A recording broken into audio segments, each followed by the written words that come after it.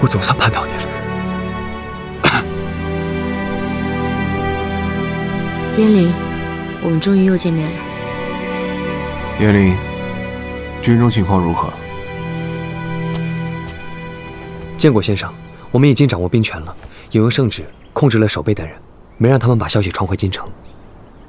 做得很好，我们就别在这儿说了，父亲还等着先生遗训呢。殿下那边如何了？有什么消息吗？我已经派人去查探过了，眼下大越人就在关外30里的一处驿站，他们迟迟不走，并且时常虐杀殿下的陪驾，就好像故意在激怒我们一般。前几日我已经派人前去营救，可惜还没接近就被他们发现了。他们有多少人手？大越王子身边带的人马倒是不多，但现在正是春草生发之期，草都长得半人高，再加之大越又是游牧民族，极有可能有大量的伏兵潜伏在周围。那殿下怎么样？他还好吗？殿下现下无事，大越要是敢动他，就等同于跟我们宣战了。但如今这形势，既不攻也不退，实在是蹊跷。既然如此，更不能贸然出击，否则会落入他们的圈套。谢少师，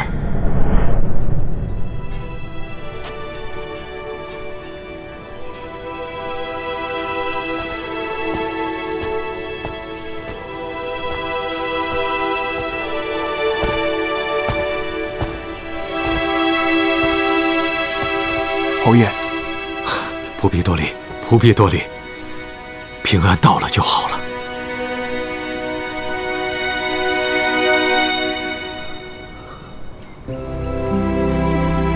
雪宁也多时未见了，没想到你为了公主，边关也敢闯，胆子蛮大，也确实有情有义。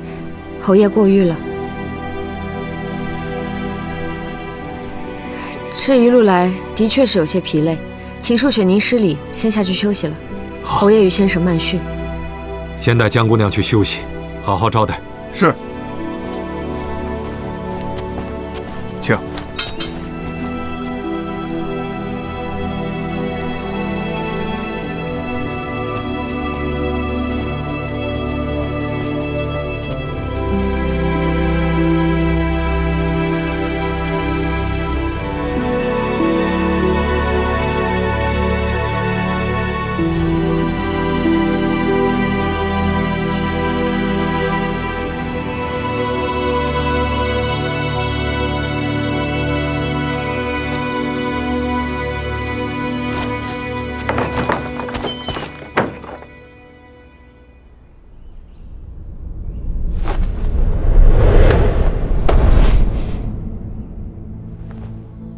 燕林，见过兄长。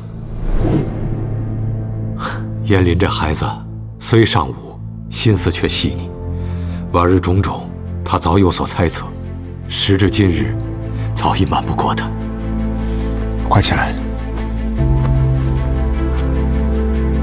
若能早些知道，早些替兄长分担就好了。每每想到我在京中无忧自逸之时，兄长却独自一人受尽煎熬，便觉揪心。孩子，这些年你独自一人，辛苦了。如今虽远离京城，亦无宗祠见证，但人在，便是家在。你总算归家了。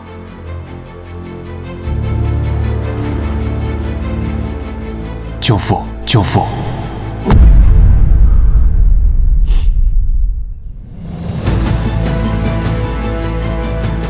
就好，如此，我总算能与你母亲交代了。当年我没能保护好你们母子，舅父有愧。不，该忏悔、该赎罪的是平南王，是薛远。